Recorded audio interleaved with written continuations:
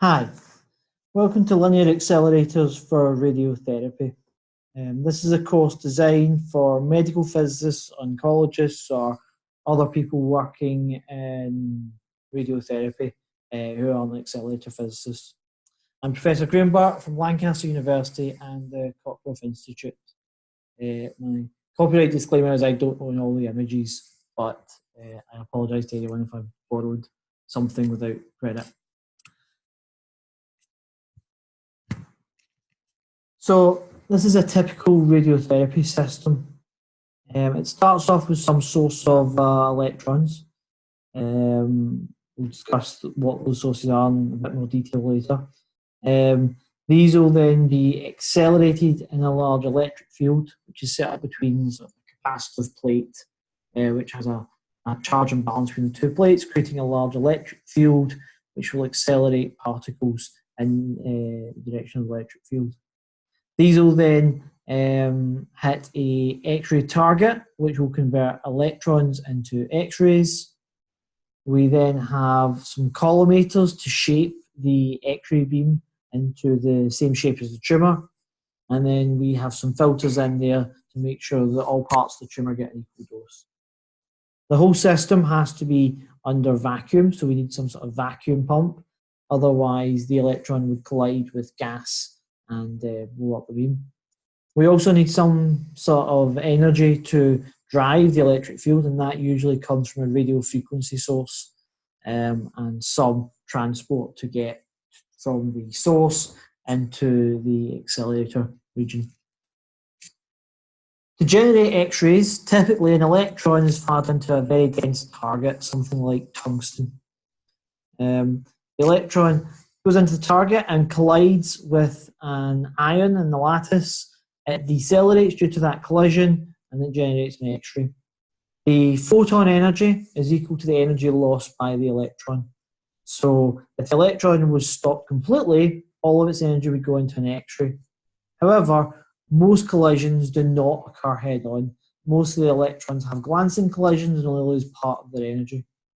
Because of that, if you look at the spectrum down in the bottom left-hand corner, we see that we generate more low-energy X-rays than high-energy X-rays, shown here for a 4, 5, 6, 7, 8, and 9 MeV electron beam. The electron beam may be more energetic, but the X-rays have a large energy spread, with most electrons coming in the 1 to 2 MeV region.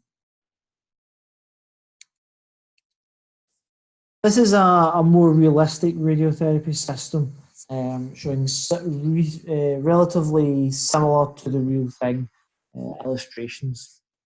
We have the electron gun in there, which is typically has a small DC voltage across it to extract electrons from it.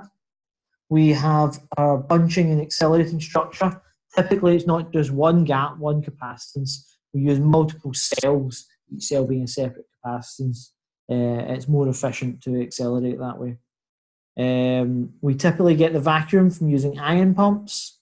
The RF source is usually a device called a magnetron or a klystron, and we'll look at these in more depth.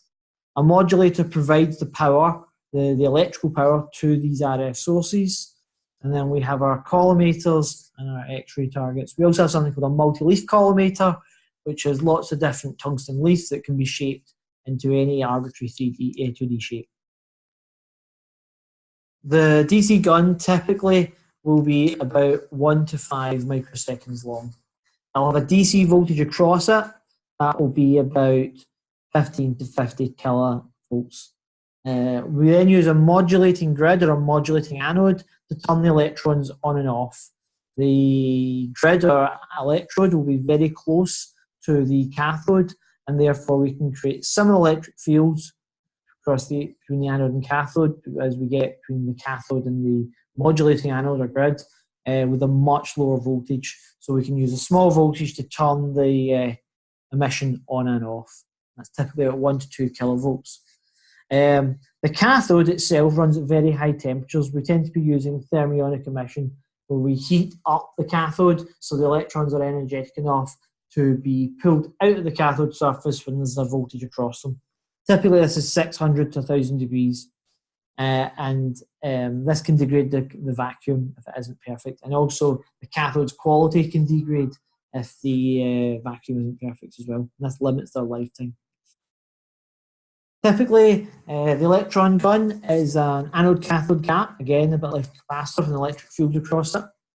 When cold, you wouldn't get emission, so we heat one side, the cathode. Those electrons then have enough energy to be extracted. If we put in a reverse bias, we wouldn't get any emission because only the cathode is hot, not the anode. These electrons are pulled out the surface and are accelerated towards the anode, and that's turned on and off with the third electrode, as I stated. Typical radiotherapy system would be about 2 kiloelectron volt electrons being extracted, 20 kiloelectron volt being extracted. It would be about 100 to 200 milliamps, and the train lengths would typically be 1 to 5 microseconds. So that's the time that we have the modulating anode on and off for, 1 to 5 microseconds. As I've mentioned, the cathode will degrade with time because it's a very high temperature, and interaction with gas inside of the vacuum envelope at that temperature would cause the surface to have impurities, which would degrade the performance. Typically, we want a vacuum of about 10 to the minus 7 millibar, a bar being atmospheric pressure. So very good vacuum is required. This might require some baking of the accelerator to get rid of any outgassing before we put on the insulating material, which wouldn't be able to tolerate the high temperatures. This makes it very difficult to replace cathodes because you'd have to remove the potting and then pump it down again. So it's not impossible. They are repaired quite routinely, but it has an added complication. The RF structure typically is a multi-cell structure. We use electric fields to first bunch the electrons that come from the electron gun into very short sub-nanosecond buckets and then accelerate them. The voltage structure can reach is proportional to its length. There's a maximum voltage electric field we can have. So if we make it longer for that given electric field, we can get a higher voltage because the voltage is the integral electric field along the length. That means if we want a very small accelerator, we might have to limit the voltage. The RF also generates heat through ohmic heating or induction heating on the walls from the magnetic field, and this needs cooling. This produces a couple of kilowatts of heat, and it's actually one of the limiting factors on dose rate. If we could cool them more effectively, we could have longer pulses and therefore higher doses. Manufacturing tolerances can also be very tight on these structures, reducing costs. A useful definition when looking at these structures is what we call the shunt impedance. It's the ratio of the voltage squared to the power. Essentially, it gives you the voltage that you will get for a given RF input power. If you double the voltage, the power goes up by a factor of 4. But if you use 2 cells instead of 1, then both at the same voltage, then we double the voltage, but we only double the power. Hence, the shunt impedance goes up by a factor of 2. In fact, it's proportional to the number of cells. So the more cells we have, the longer the linac is, the more efficient it is. But it gets bigger, so you have to take that into account. If you look at how it scales with, say, frequency, a cell is about half a wavelength long. So if you increase the frequency, the wavelength goes down and the length of each cell goes smaller, so you can fit more cells in. That makes them more efficient. You can see here, as we increase the frequency, we can either require less RF power or we can have a shorter length of linac. And that would be quite good. So you might think, why don't we just operate at higher frequencies? Well, there's 3 problems with higher frequencies. The first one is that the shunt impedance drops as we increase the hole to get the beam in and out. The hole required to get the beam in and out, which we call the aperture, tends to be fixed on the beam's properties, not on the frequency. So when we increase the frequency, the ratio of the aperture to the wavelength increases, and therefore the shunt impedance drops faster. Additionally, it comes into manufacturing tolerances. Precision manufacturers will deliver about 15 micrometers of tolerance on machining a copper part of this size. To go to smaller precision, you would need a diamond tip lathe, which is about 5 microns of tolerances. The frequency errors we get are proportional to the dimensional errors, which then impacts how good the quality of field we get, how much effort we have to tune it, and does the field vary cell to cell, affecting the Linux dynamics. Typically, what we can tolerate depends on the dimensional tolerance divided by the wavelength. So again, at higher frequencies, you need better dimensional tolerances. A good machine shop can get you tolerances appropriate up to 3 gigahertz. If you go above 3 gigahertz, you need to go for more advanced, more costly manufacturing methods. And this is the main reason why most radiotherapy systems operate at 3 gigahertz. It's down to the machining tolerances, or at least the cost of achieving machining tolerances. And finally, the smaller you go, the higher frequency, the less surface area you have for cooling it. And as I said, the heat and the dissipation of that heat is the limiting factor on dose.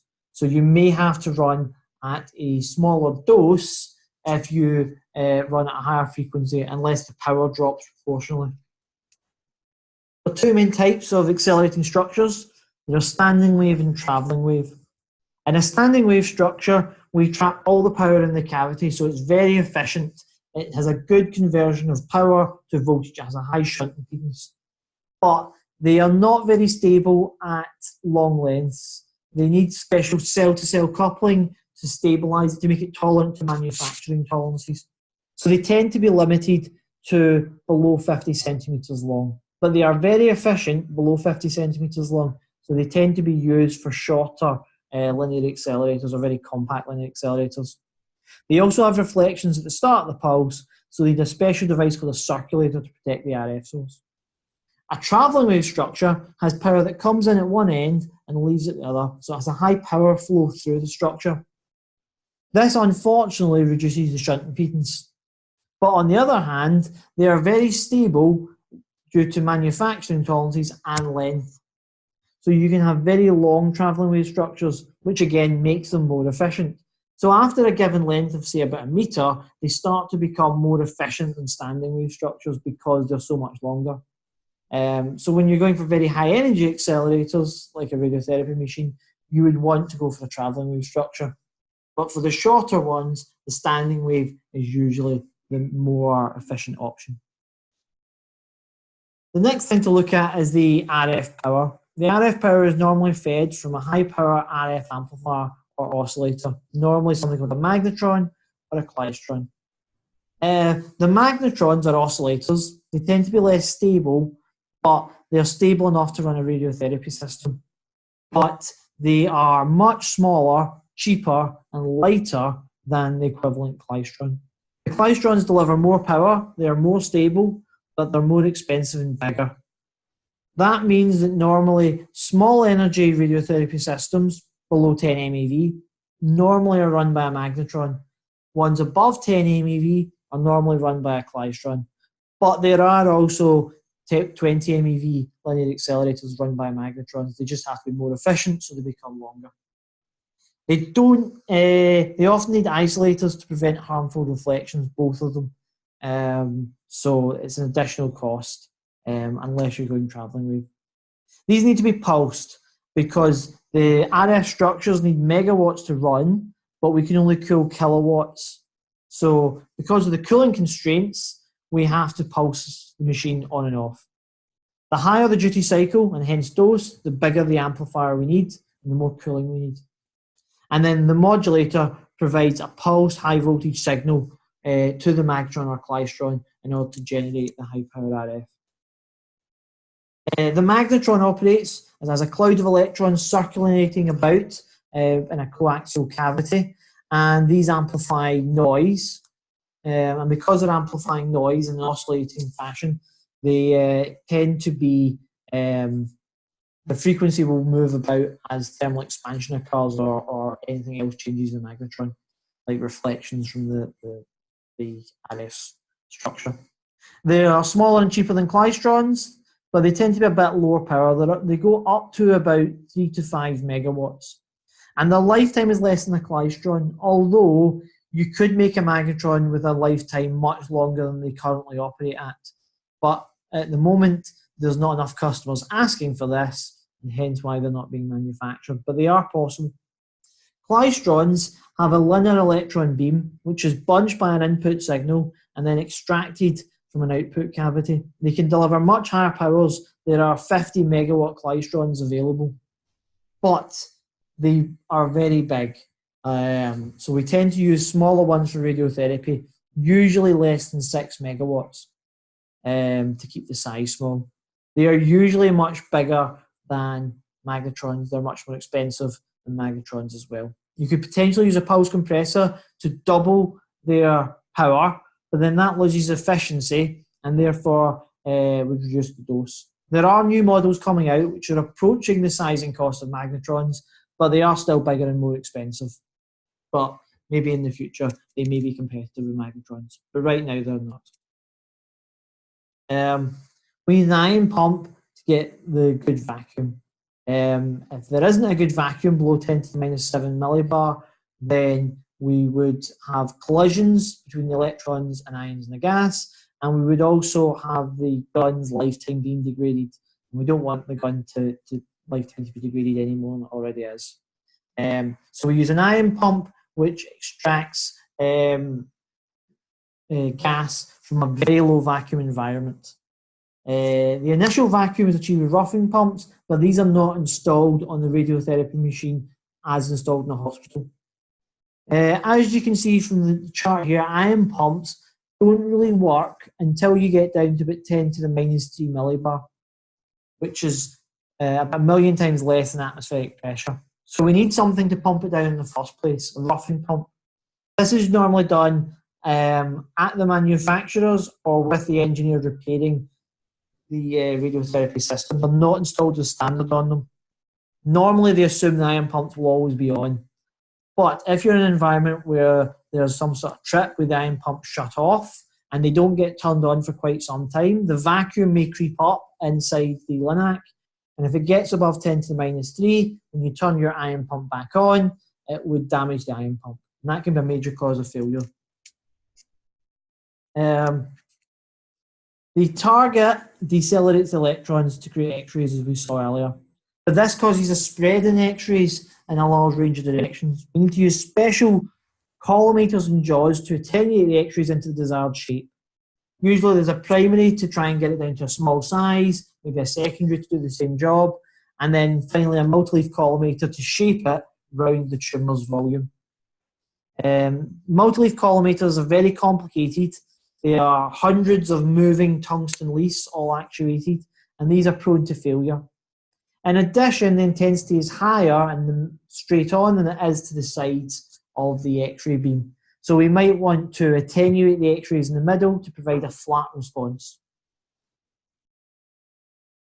Finally, we have the collimators as shown here. You can see we can do any shape. We have the tumour shape there, and you can see you can do S shapes as well. We also have the flattening filter to make it more uniform. But you can see here we're taking away a lot of the X-rays to do that, reducing the dose. So without a flattening filter, you can deliver much higher doses than you can with a flattening filter. So that has to be taken into account. Taking it all into account, there are other things we might need to consider. The DC gun will need a DC supply and pulse power supplies. Systems will require water cooling to remove any power, and they may require magnets if mounted on an arm where the X-rays aren't pointed at the patient. Longer systems may use solenoid focusing as well. For short accelerators, you don't need them, but for the 20 MeV systems, you might want to use some magnetic focusing to keep the beam from expanding before the target. There are two main layouts of particle accelerators. There is the traditional arm-type gantry, where the patient is parallel to the linac, and the linac accelerates longitudinally, and then the beam is bent by 90 degrees before it hits the target to send the X-ray beam to the patient. Typically on an arm gantry, the klystron or magnetron is kept in a stationary part, not on the moving part of the gantry. Then there's ring-type gantries where everything is mounted on the gantry and rotates round. These are very compact, and the accelerator is normally pointed directly at the patient, so you don't need the magnetic bending. But they need to be very compact, so they end up being very low energy, typically lower than 6 MeV. You can also have a hybrid of these two, where you have an inline arm gantry, where the arm points down at the patient. Again, these need to be short linacs, but they can be slightly longer, slightly higher energy, because your klystron and magnetron aren't mounted on the gantry. If you do want to have an arm-type gantry, you need to bend the beam by 90 degrees. But bending by 90 degrees is a problem because the beam will have an energy spread on it, and the different energies will be bent differently by a magnetic field. And therefore, the beam size will blow up when it hits the target, producing a very large X-ray beam.